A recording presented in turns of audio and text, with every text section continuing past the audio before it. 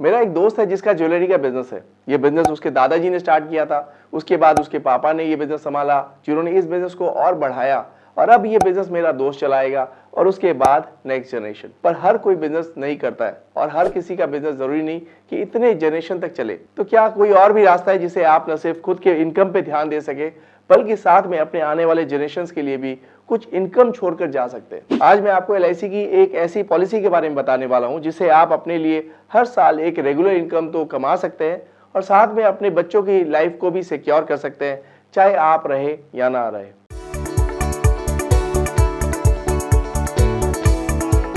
Hello नमस्कार, welcome to the brand new video. मैं हूं अमित राठी, आपका अपना सर्टिफाइड फाइनेंशियल प्लानर। इस वीडियो में हम बात करने वाले हैं एलआईसी की जीवन उमंग पॉलिसी के बारे में। ये पॉलिसी एक इंडोमेंट प्लान है जो आपको 100 साल तक का कवरेज देती है, रेगुलर इनकम और साथ में मैच्योरिटी अमाउंट भी। इस पॉलिसी में आपको सम एश्योर्ड का 8% गारंटेड रिटर्न मिलेगा और ये सम एश्योर्ड आप खुद से डिसाइड कर सकते हैं। इस प्लान के रिटर्न शेयर मार्केट से रिलेटेड नहीं है, मतलब पॉलिसी के एंड में जो सम एश्योर्ड है वो तो आपको गारंटेड मिलेगा, साथ में बोनस भी मिलेगा जिसके बारे में हम आगे बात करेंगे। सम एश्योर्ड की बात करें तो आपको इस पर रिबेट भी मिलता है, मतलब आपको आपके चॉइस किए हुए सम एश्योर्ड से ज्यादा पैसे मिलते हैं। अगर आप 5 लाख से 9,75,000 का सम एश्योर्ड चूज करते हैं तो आपको 1.25% का रिबेट मिलेगा।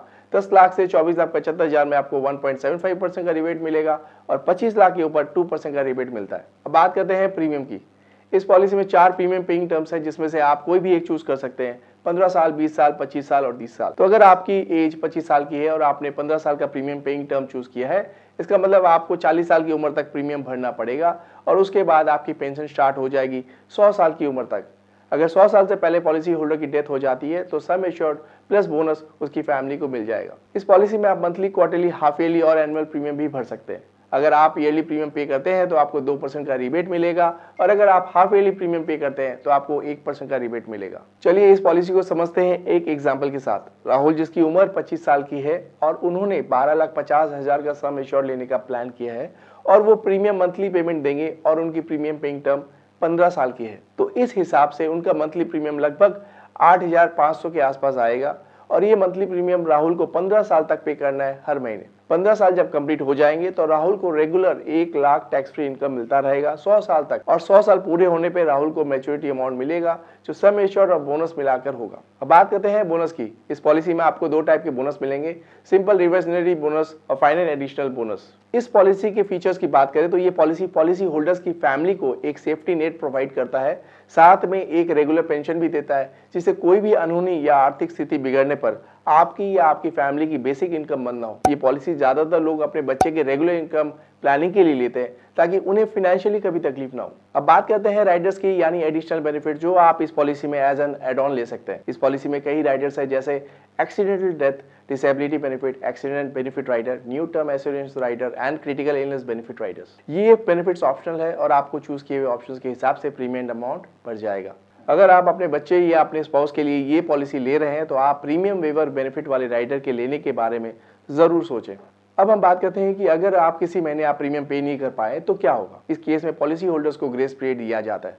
अगर आपने मंथली पेमेंट ऑप्शन चूज किया है तो 15 दिन का ग्रेस पीरियड, अदरवाइज 30 दिन का ग्रेस पीरियड आपको मिलता है। अब मान लीजिए आपने ग्रेस पीरियड में भी प्रीमियम पे नहीं किया तो क्या होगा। अगर आपने 2 साल तक का कम का प्रीमियम पे किया है तो पॉलिसी के सारे बेनिफिट बंद हो जाएंगे और आपको कुछ भी नहीं मिलेगा। पर अगर आपने एटलीस्ट 2 साल तक का प्रीमियम पे किया है तो ये पॉलिसी बंद नहीं होगी और पेड अप पॉलिसी की तरह कंटिन्यू होगी। पेड अप पॉलिसी मतलब आपका सम एश्योर्ड कम हो जाएगा। अगर कोई पॉलिसी प्रीमियम पे ना कर पाने के कारण बंद हो गई हो तो उसे वापस रिवाइव किया जा सकता है 2 साल के अंदर अंदर। इसके लिए आपको जिस टाइम से अपने प्रीमियम पे नहीं किया है उस टाइम से अभी तक का पूरा प्रीमियम इंटरेस्ट के साथ पे करना होगा। पॉलिसी होल्डर इस पॉलिसी को कभी भी सरेंडर कर सकते हैं और जब आप पॉलिसी को सरेंडर करेंगे तो आपको सरेंडर वैल्यू मिल जाएगा। अब बात करते हैं लोन फैसिलिटी की। आप इस पॉलिसी से 90% तक का लोन भी ले सकते हैं। जाहिर सी बात है, जितना ज्यादा समय निकल गया होगा इस पॉलिसी का, आपका बोनस उतना ही बढ़ गया होगा एलआईसी के पास और आपको ज्यादा लोन मिलेगा।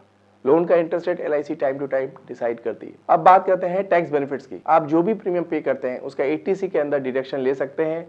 मतलब आप जो भी प्रीमियम पे कर रहे हैं वो आपके टैक्सेबल इनकम से कम हो जाएगा। साथ में जो भी मैच्योरिटी अमाउंट आपको पॉलिसी के एंड में मिलेगी वो पूरी तरह टैक्स एग्जेम्प्ट होगी अंडर सेक्शन 1010D। ये था पूरा एनालिसिस LIC के जीवन उमंग की पॉलिसी के बारे में। अगर इस पॉलिसी रिलेटेड आपको और भी कोई जानकारी चाहिए तो आप हमारे एसेट गुरु से नीचे दिए हुए नंबर पर बात कर सकते हैं या हमारी वेबसाइट को चेकआउट कर सकते हैं। अगर आपको ये मेरी एनालिसिस अच्छी लगी तो प्लीज लाइक करें और वीडियो को शेयर करें अपने दोस्तों के साथ। चैनल को सब्सक्राइब नहीं किया तो जल्दी करें ताकि जब भी हम अपना नेक्स्ट वीडियो अपलोड करें तो सबसे पहले आपको पता चले। मिलते हैं नेक्स्ट वीडियो में with new investment knowledge and strategy के साथ। तब तक इस वीडियो को देखने के लिए हमारी तरफ से आपको बहुत बहुत धन्यवाद।